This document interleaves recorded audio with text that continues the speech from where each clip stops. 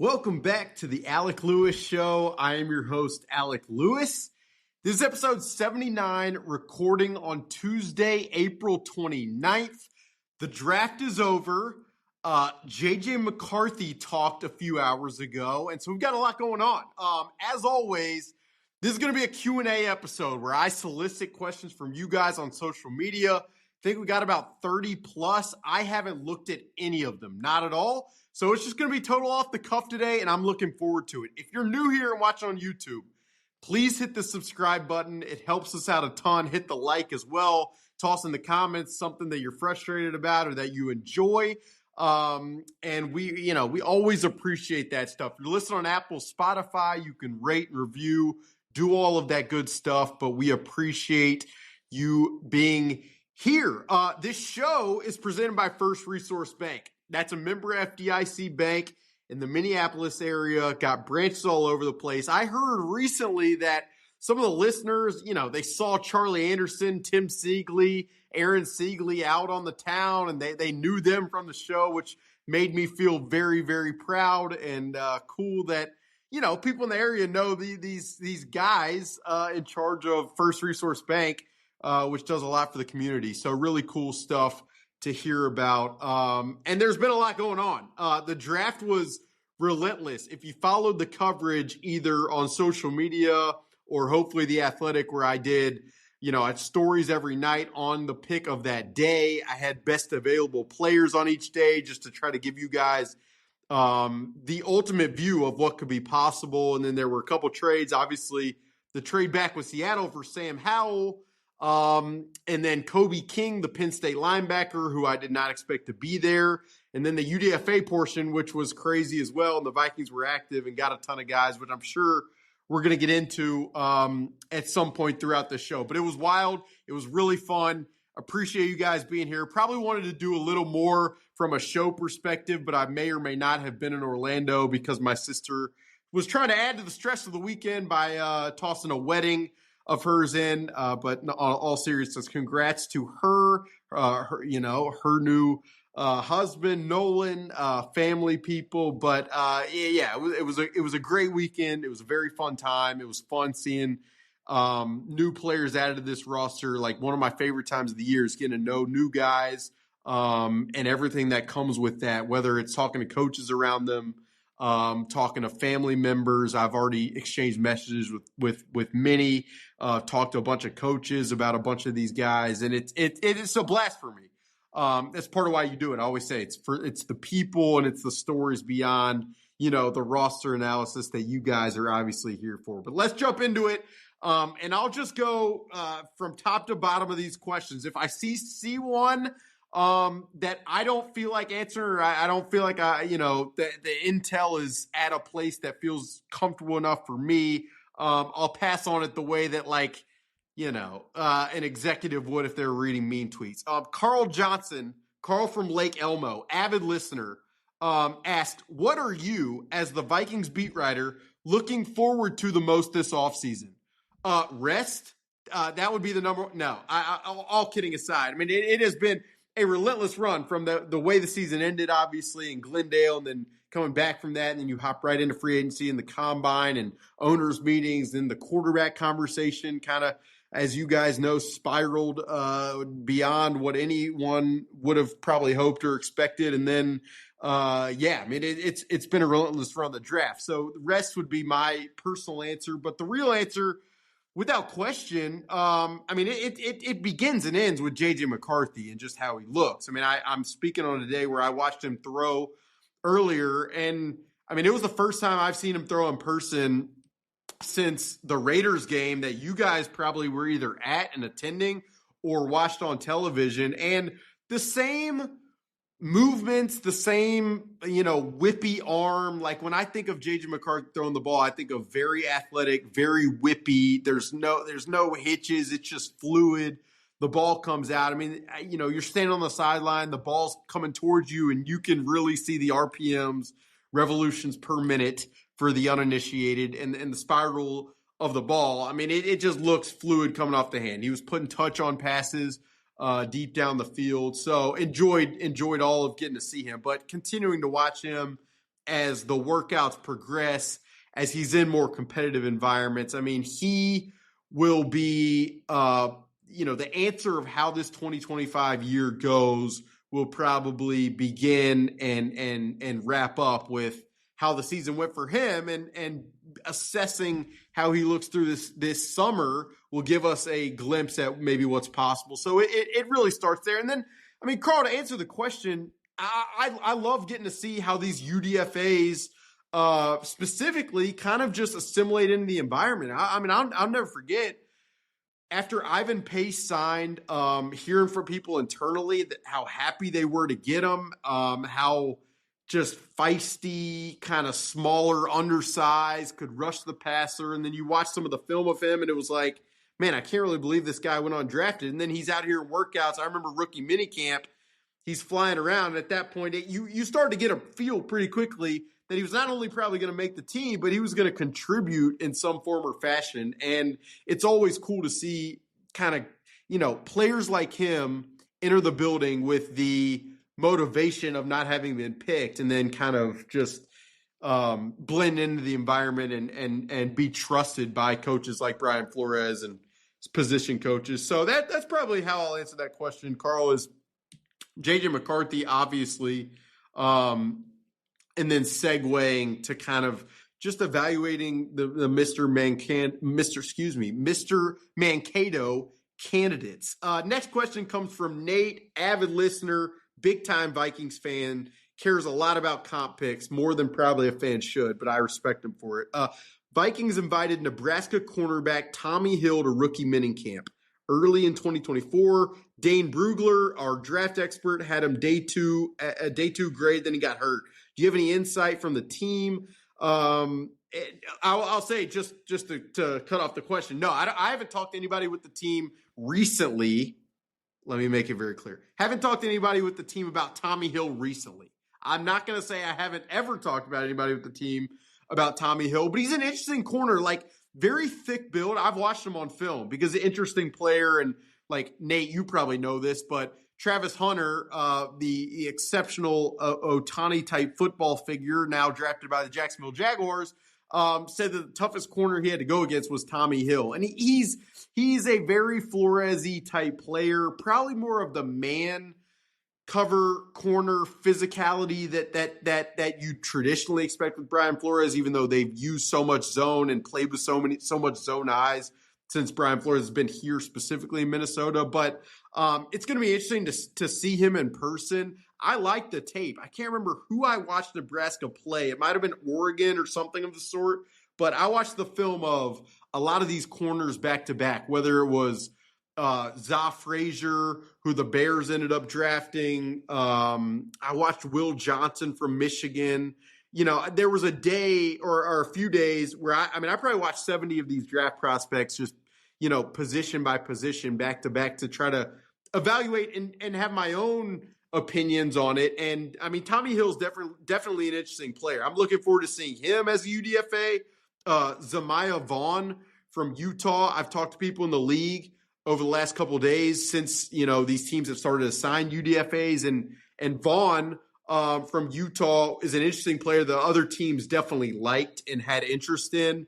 To see these guys, the Tommy Hills, the Zamiah Vaughns, these are deep cuts, but to see those guys alongside of Dwight McGlothern, who was an undrafted player last year, who I really enjoyed getting to see. They're not the most explosive, but the instinctual type players, the ones that seem to just like the description that's always used by analysts is like they just see the field really well. Like I love those types of players, and it's going to be cool to just evaluate them alongside what is a very young cornerback group as a whole. And, I just think that gives this staff and Brian Flores so much flexibility. They mixed in man coverage at times last year, and I still don't, I'm not of the opinion that they're going to base out of that, but to be able to mix it in and have the faith that the guys they have can run consistently down the field with the dynamic receivers that you see on a week in, week out basis in this league is going to be pretty fun. So hope that gives you some insight, Nate. Mark Larson. There has been talk of Walter Rouse getting a look at guard this offseason. Do you think he stays at tackle with the drafting of Jackson? Could they try him at guard to improve their depth at guard? It's a good question, Mark. There's kind of a glut in that room, which is nice. I mean, I wrote this in my roster projection that I did on The Athletic for Monday, but doing that exercise of trying to fill out the roster for me was the best and most clear, I would say, just process, description, explanation, revelation for me of how much deeper this roster is than it's been in the last 3 years that I've covered this team. And it's specifically deeper at the trench spot. I mean, the starting five on paper is pretty obvious with Christian Darrisaw, Donovan Jackson, Ryan Kelly, Will Fries, Brian O'Neill. And then you have swing tackle Justin Skoll, who is a younger guy who started 5 games last year in Tampa Bay and performed really well in those opportunities. So that's a great spot to have. Blake Brandell, who in the first half of last year's season provided you enough to probably where you feel semi-comfortable with him as a starter. So you have him, who is versatile enough to have played tackle and played guard and even taken snaps as center in the past. And then you've got developmental options, Michael Juergens, Walter Rouse. You're asking about Rouse specifically. I don't know this for a fact, but I wouldn't be shocked to see him take snaps at guard, take snaps at tackle, see how he looks at both. If this team wants to do more of a power running game, gap scheme, vertical duo type approach, maybe having a bigger guard like Walter Rouse does make sense. But if he's, he looks to be in great shape. He was out at workouts today. And if he's got the mobility to maybe stick at tackle, I mean, there's value in that. And then even I've mentioned 9 guys at that position. Haven't talked about Logan Brown, the UDFA from Kansas, who was a 5-star recruit, has had some stuff. I mean, he got kicked off Wisconsin's team, I believe, for the reports is that he struck another player. But just a really interesting prospect I know other people in the league really liked. And then Joe Huber is another offensive lineman, UDFA, who's going to be one to watch. I mean, just, again, talking to people throughout the league, a guy, his name comes up as one of the impressive of the many that the Vikings made in that cycle. And so to answer Mark's direct question, I'd be pretty surprised if Walter Rouse doesn't get, snaps at multiple spots. But I just use the question to talk about the interesting, just aspect of the room being as much deeper as it seems to be. Next question comes from a username named Poopface McGee, which I apologize for saying if, for the kids out there. I mean, I don't know. Guess kids could say poop. What's your top 3 free agents still available that fit with the Vikings? He gives his, or she, Cam Akers, Devondre Campbell, Mike Hilton, Marcus Williams, just for laughs. None of those do a ton for me. I mean, I love Cam Akers. He's just the man. He's a cool guy to talk to in the locker room. And then, some of the roles that he's played in the last couple of years and what he's overcome. I mean, it's impressive. And I do wonder, what the Vikings are going to do behind Aaron Jones and Jordan Mason at running back. Could they keep Ty Chandler? I think so. He's in the final year of his rookie deal. I'll never be able to get that 132-yard rushing performance in Cincy out of my head from 2023, but he's also not been consistent enough to earn the confidence consistently. So I wonder if that's a spot where, whether it's the UDFA Trey Stewart from Jacksonville State, whether it is a player like Cam Akers, if that's a spot. Devondre Campbell, I don't see that happening. Just not really a role right now. That linebacker room is really, really deep with a lot of options there. And then just with what happened, I know he went to Minnesota, but with what happened last year in San Francisco, it's just hard for me to see that one making sense. Mike Hilton, I love as a player, that nickel corner type who can blitz, who was phenomenal in Lou Anarumo's system at its, peak when it was really flustering Patrick Mahomes with some of the drop 8 stuff. And he probably fit Brian Flores' system. I just don't know. I mean, right now, like everyone wants to talk about adding the veteran cornerback, and I'm sure as I go through this list of questions, and probably need to do it quicker when we be here for a few hours, but I'm sure I'll get asked about Asante Samuel Jr. I don't have intel on that. I know the rumors have been out there. I also know it wouldn't surprise me at all to see them add a veteran corner at that spot. I should probably just walk 2 floors upstairs and ask the question, or just send a text with the phone that I'm using to record right now. But that'll probably be something for later when I kind of get my second win on that. But none of those guys do a ton for me. I'd have to take a closer look at the free agent class / speak to people that I trust to kind of just, assess the players who would fit best to me. Next question comes from Boogeyman. I'm fully bought in and sipping the purple Kool-Aid, but why should the rest of the NFL be excited for JJ next season? I assume he's talking about JJ this season. And for me, the answer is maybe going to be an unintuitive one. But the reason to get excited about JJ McCarthy is Kevin O'Connell last year proved what he can do and what his offensive system can do for a quarterback who, and I give Sam Darnold, I enjoyed the heck out of covering Sam Darnold last year. It is one of the joys of my professional, like doing this job that's been a dream job for me forever. And I can't even hide that fact. Like getting to be around him and watch him every day, have the response to his career that he had given what the beginning of his career. Like it was just really freaking cool to get to cover that. But Sam, for all of his strengths, mobility, arm strength, willingness to rip it, professionalism in terms of how he shows up every day. What I'm not sure he does have is the processing ability, consistently able to see the field, decision-making, be able to control impulse on the field and split-second decision-making. And that, to me, is where JJ can separate himself.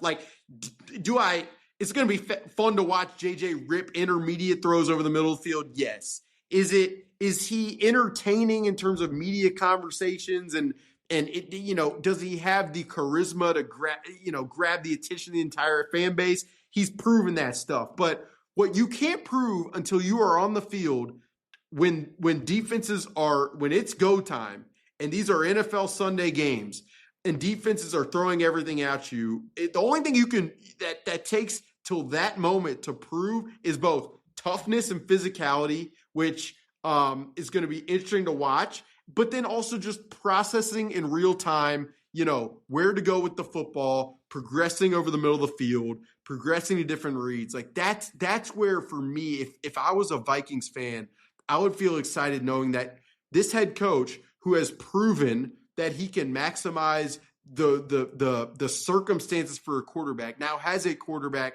who has the mental capability and bandwidth to operate on the fly, like I believe JJ will have. That's a very exciting place to be. Next question comes from the Ultimate Twins fan. Are you concerned about the Vikings not drafting a cornerback? They also have a ton of cap space left. Feels like they're saving it for something big.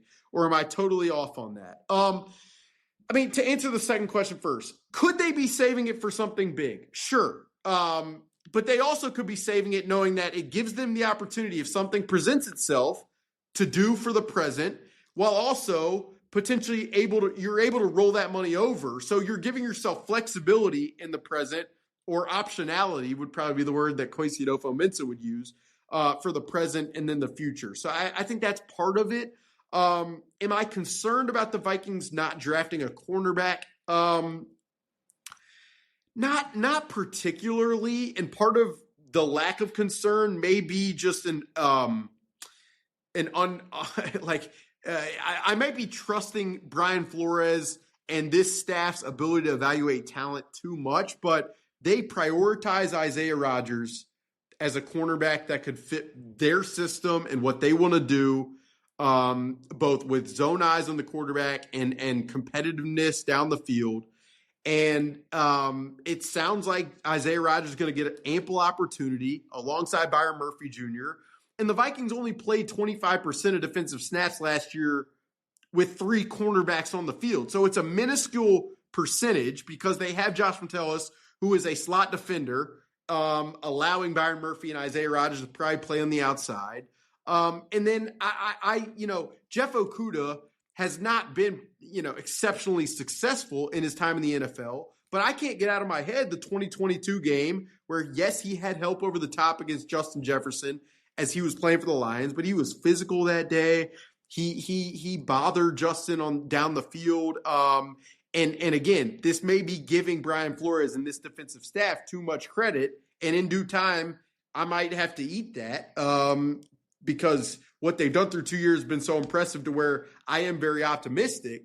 But if there is a staff that is going to take what a player can do well and put them in positions to then do that well, that I trust, it would be this one. And Jeff Okudah is a press man, long, short area guy. So if the Vikings stick him on the boundary, the short side of the field, and allow him to use his length and his speed and his aggressiveness, I wouldn't be shocked if that worked. So no, I'm not overly concerned about the Vikings not drafting a cornerback. And then, if they were to add a veteran, it wouldn't surprise me at all, like I've said. Next question comes from Rock NHL. Speaking of NHL, I mean, you guys, this will probably be posted by the time the Wild, hopefully it'll be posted, or I'll be working way too late. By the time the Wild are playing the Vegas Knights, and I mean, I can't tell you how much fun I'm having watching Boldy play, but they definitely need this one tonight. He or she asked, do you have any idea how many primetime games we're getting this year? No, don't know that. Schedule release is May 14th. The more interesting question that I'm just going to leave right here is how many overseas games are there going to be? Because Dublin against the Steelers is not – it's something I've heard. And then we'll see if beyond that there's anything else. But the passport is at the ready.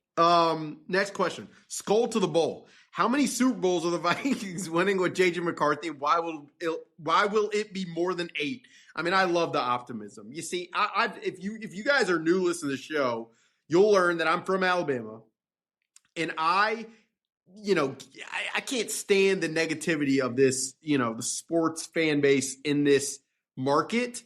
I understand it completely. Don't make no mistake about that. When you haven't won a title, and the Lynx are phenomenal and they've been amazing, but in baseball, football, basketball, or hockey since 1992, you have every reason to be frustrated. But skull to the bull. How many will it be? I'll say they get one, and you can hold me to that. Work off work. What did you do this past weekend, and how was the coffee? So, as I said, I may or may not have been in Orlando for my sister's wedding. Very happy for her. Very well deserved, and it was fun to be there. The coffee was not where you want it to be, especially when you're having to do a wedding and a draft at the same time, or not do, because I wasn't in the wedding and I wasn't doing the draft, but media people, sports media, you got to act like you're more important than you are. It's kind of par for the course. Mason, MLFC. Are the Vikings going to address corner needs? Is Asante Samuel Jr. an option? We talked about this. Obviously, we've gotten to this point in the podcast. Again, if one of you guys listening to this said, Byron Murphy Jr. and Isaiah Rodgers and Jeff Okudah, Mekhi Blackman, they don't cut it for me. I can understand that argument completely. I definitely can. And then as far as Asante Samuel Jr., I mean, it's I'm sure others have asked about it as well. That has taken on a life of its own from a rumor perspective. It makes sense. He's a guy who he plays well off cover, zone eyes, was in a similar system-ish with Jesse Minter last year in Los Angeles with the Chargers. And I mean, there might be some overlap with Asante's dad and Brian Flores and some of that Patriots connection and stuff like that, which would be pretty cool and fun to write about. But I have not specifically heard it, and so I haven't been banging the drum for it. But again, would not be surprised at all if they add another veteran cornerback, whether it's sooner or down the line. Jason Ring asks, with the upgrade and change of the O-line, do you think KOC will implement a more power run game, especially in the red zone this year? Absolutely. It will at least be the plan, and then, every plan is great until you get punched in the mouth. But if the power run game, in terms of short yardage red zone, they try it frequently and it starts to, or they can't create the push that they hope to create with this new offensive line, then maybe, they start to throw the ball as frequently as they do. I thought it was interesting. Brian O'Neill today was asked, do you want to run the football more? And he said if you'd asked him that 3 years ago, he would have said yes. But now, whatever contributes to winning. But I would say just listen to Kevin O'Connell and parsing his words this entire offseason.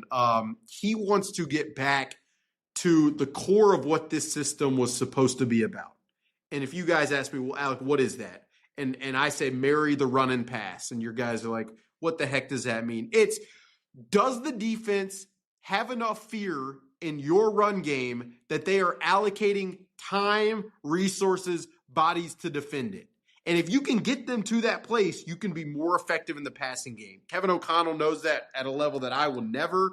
But to answer the question, yes, I expect to see a lot of, heavy formations, punch you in the mouth, under center, hand the ball off in some of those short yardage situations. Another Asante Samuel question. But this person, Nick Howard, certified Duke hater, asked, it mentions not drafting a safety. And this next question said, I think everyone knows we're going to sign a vet corner, but what about safety? Last year we went in with 4 who could all play. We have 3 right now.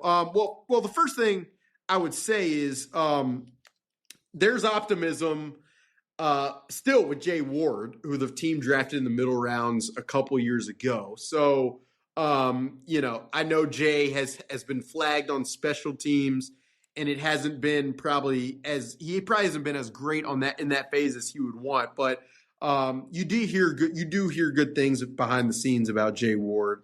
And so as far as safety, it's good for me to be able to say now, but in the lead up to the draft, I mean, I was seeing a lot of national media people mock, Nicky Manwari from South Carolina.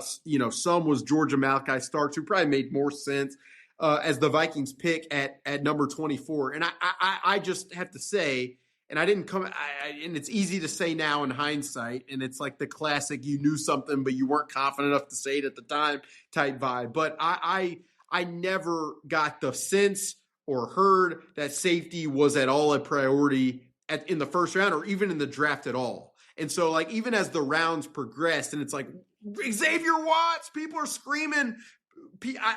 First of all, the question I often ask when people love a prospect is how much have you really watched him play? Because even if I love a prospect, I've got to check myself of how much of the film have I actually evaluated.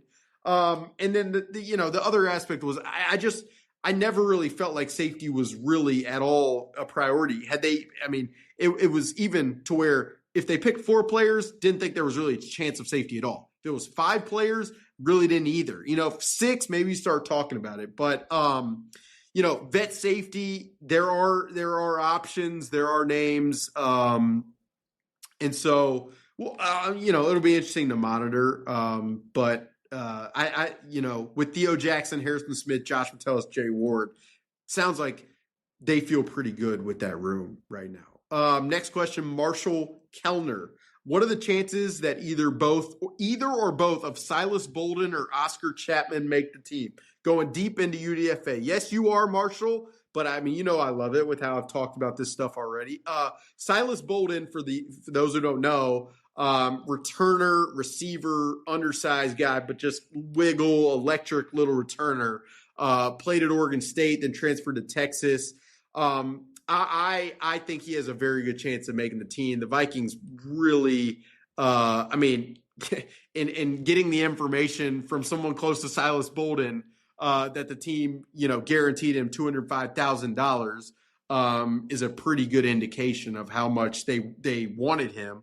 And then Oscar Chapman is a Australian punter from Auburn who, the team, he had a competitive market, sounds like, talking to people in the industry around the UDFA stuff. But, the Vikings signed Seth Vernon last year as a punter to compete with Ryan Wright. And, Seth didn't last long. He had a great leg, but just not the accuracy that you want. The punter spot, to me, it's one of those competitive that'll probably come down to the wire. As it should, just considering what they've gotten from Ryan Wright over the last couple seasons. MN Golf Guy, where is Justin Jefferson for OTAs? It looked like he was at the Wolves game pretty recently, but Justin Jefferson is in and around. The relationships are great. He's JJ McCarthy called him a once in a generation type player. He is that type of guy. I don't worry about him not being at OTAs at all whatsoever. He'll be just fine. Next question comes from Marty J. What is the short and long-term plan at secondary? Were you able to ask Kwesi about it, or are they currently only focused on the present? They're definitely not just focused on the present. That's absolutely not the case. Now, I will say this. A lot of their moves in the last few months have been very present focused. But, even like valuing the comp picks for the future, that is a long-term kind of proposition. Having Theo Jackson, he is, in their eyes, seemingly both a short and long-term answer. Byron Murphy at corner is obviously a long-term answer. Going to see about Mekhi Blackman and Dwight McGlothern and Zemiah Vaughn and Tommy Hill, some of the guys we've talked about. But to me, it's just enough confidence in that group from the coaching staff and from the staff in general that they just didn't feel like they needed to invest long-term as much as they did, in the trenches for most of the offseason, including the draft. Esper Autumn Voyage responded to the question about what's on Vikings fans' mind. JJ McCarthy is on my mind, and I can understand it, and he should be because this year will probably go as far as he takes him and as far as health goes as for the whole roster. So, it's going to be a lot of JJ McCarthy coverage. I wrote a story that I published or that I filed right before I started recording this podcast that I really enjoyed writing about JJ. He's just a fascinating guy. His arc is fascinating. The way he talks is interesting, and the way he thinks about stuff is as well.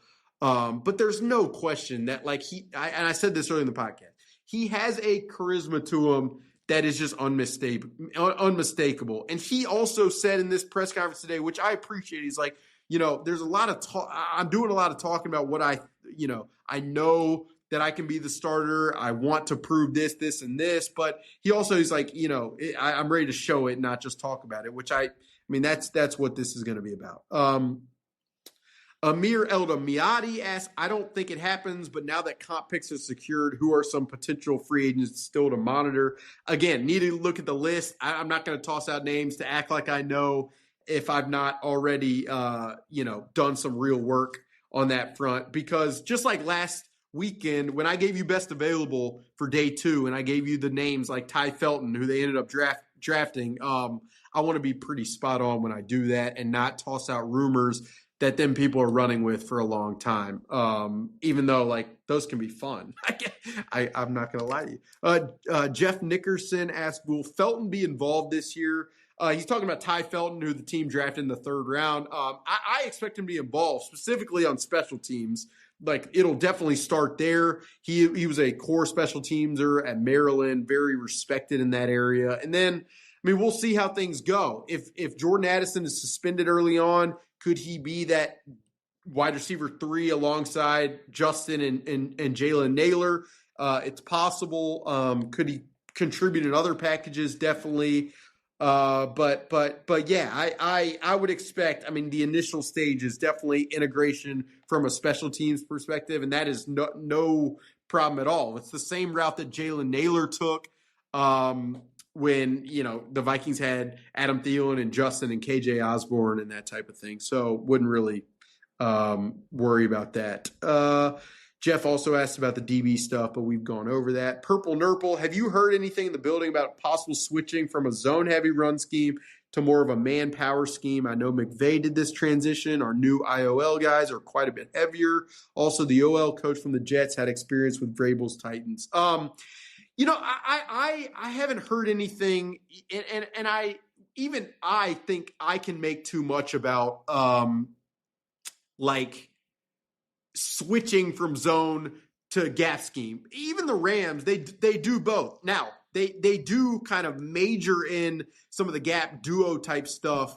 And a lot of that is personnel based, and they have receivers who insert. But I would expect the Vikings to be more creative. I would hope they'd be more creative.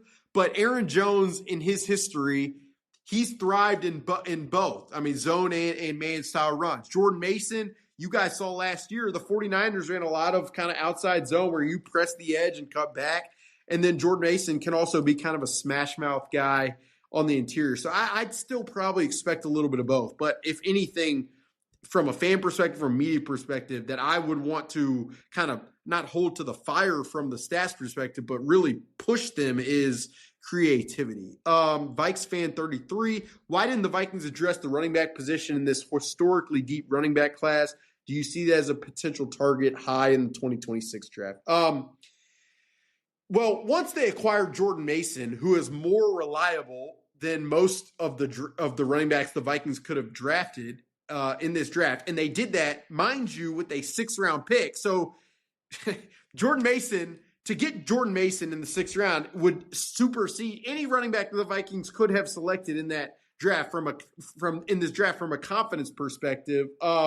It's part of why I wasn't that surprised they didn't add to that spot. Now, I've written this and I stand by it. Had Texas Tech's Taj Brooks not been snagged at number 193 from the Cincinnati Bengals, and if he were available at 201, I think that would have happened. So really, it's more a matter of the player that was available at the specific spot. And just because a class is very deep doesn't mean you have to take a player in that. You take a player that you like, that makes sense from your evaluation, that you feel aligns with what's possible in your roster. So, yeah.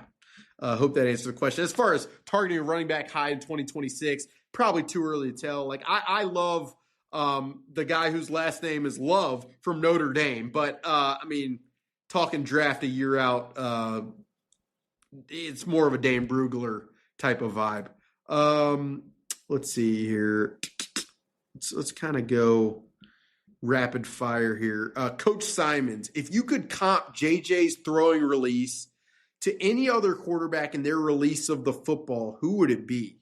What a great question. And one that I'm going to think a little bit on this. I mean, if you just like Josh Allen, no, not really. Tua, no, not really.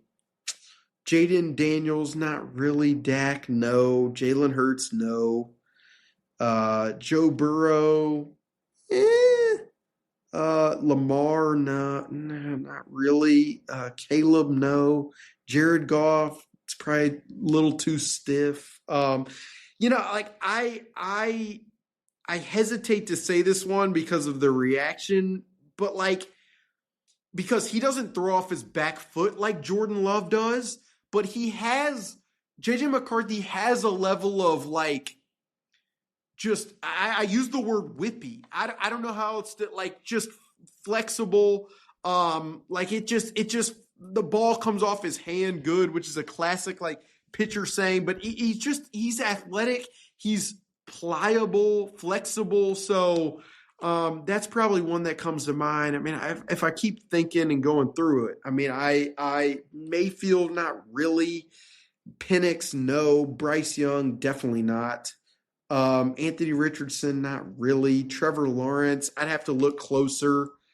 Herbert, I'm not comparing him to Herbert at all, but kind of throws it feels like he's rifling the ball kind of like that. So I don't know if that's a good way to answer a question like that, but I was just going through it, and hopefully that gives some perspective. But it's very, I mean, like the one thing with him that I always look, and it's because I've talked to quarterbacks coaches and listened to Kevin O'Connell and all this stuff. But like the one thing with JJ that I'm always watching is like, how does he layer passes toward the sideline? Is he doing that consistently?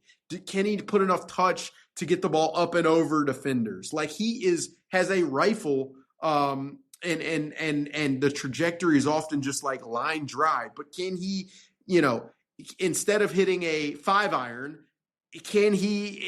does he have the pitching wedge in and be able to get it up and over? Like that's always what I'm kind of evaluating with him from a throwing standpoint beyond just his lower body. And like, is he overstriding? We're starting to get intricate, but like I do monitor some of that stuff. Nick Miller, I'm feeling slightly concussed after running through a brick wall after the JJ presser. Should I go to the hospital? I take concussions very seriously. But I did think JJ had some bite to his answer with, do you think you should be the starter? I know I should be. I thought had some good bite to it. Let's see what else. Favorite throw from JJ today. I mean, again, it was routes on air. You're not seeing anything crazy. Again, anything with touch, I like seeing because I know he has the laser beam to fire it over the middle. Long time gone asked, are you a medium rare guy or a straight medium? And I'll hang up and listen. So I'm gonna embarrass myself for a second. I grew up afraid of the pink, and I was a medium well guy growing up. And I look back and I have shame about it, no question. And I give my parents credit; they didn't want me to get any diseases or anything like that. So props to them, but. As I've gotten older, it's kind of this trend line or the slope. I mean, it's young, medium, well. If you're watching on YouTube, the age goes up, the more rare I like on the steak. I don't know if that makes sense, but I'm teetering towards medium rare. I mean, it's I don't want it chewy. I want, melt in your mouth type of vibe. So, and I make a pretty good steak. I'm pretty confident about it. Minnesota North Star, and I'll end with this. How confident are you in Sam Howell if McCarthy gets hurt or struggles? So, I was on the radio last week with Paul Allen, and I'm going to correct this on the radio. So if you hear, you're getting an early snippet, but I ripped Sam Howell on the radio. And the reason is, I mean, a lot of the numbers just are not good. So many turnovers, a lot of pressures into sacks. But I spent the other night watching some film of Sam Howell, which is not the most sexy thing to say when you're 28 and probably need to be going out and having a better time. But I care about giving you guys the best insight possible. And I watched a game against the Eagles that he played in 23, a game against the Bills he played in 23, and a game against the 49ers that he played in 23. And a couple things stood out. I mean, one, he has a dang good arm, Sam Howell does. And down the field, he really can place the ball accurately. His offensive line in 23 was atrocious. Now, did he help himself? I'm not really sure. Does he see the field exceptionally well? Like, again, this is where I think J.J. McCarthy kind of separates himself from like the lower tier, lower round picks, just in terms of his ability to process the field. No, Sam Howell, that's probably not his strength. But, if he's running the offense and he's pointing and shooting, he's pretty accurate. And like, there are, he's young, he's athletic, and he's experienced. He knows how to be a pro. He went to North Carolina, is close to Drake May. Drake probably raves about Josh McCown to him. So I think that relationship will definitely really help. But in this system, the most quarterback friendly situation he's ever been in, do I think that he could keep the ship afloat for a while? Yes, I do. So that's how I'll answer that question. But that'll do it for episode 79 of the Alec Lewis Show. It's always fun to kick some questions around. If I didn't get to anything or you had anything else that you want me to give some opinions on, toss that in the comments section below. As always, this show is presented by First Resource Bank. Please go, any local branch, the information of their locations is in the description below. And then if you're new on YouTube, subscribe, hit the like button. It helps us out. And then you can get us, in the future, everywhere you get your podcast. Going to try to analyze some of these UDFAs and draftees in a little more depth with folks who know this stuff really well later this week. But appreciate you guys being here. Thank you for listening and reading over The Athletic, all of the draft coverage, which was a blast to get to do. And we will talk to you guys very, very soon.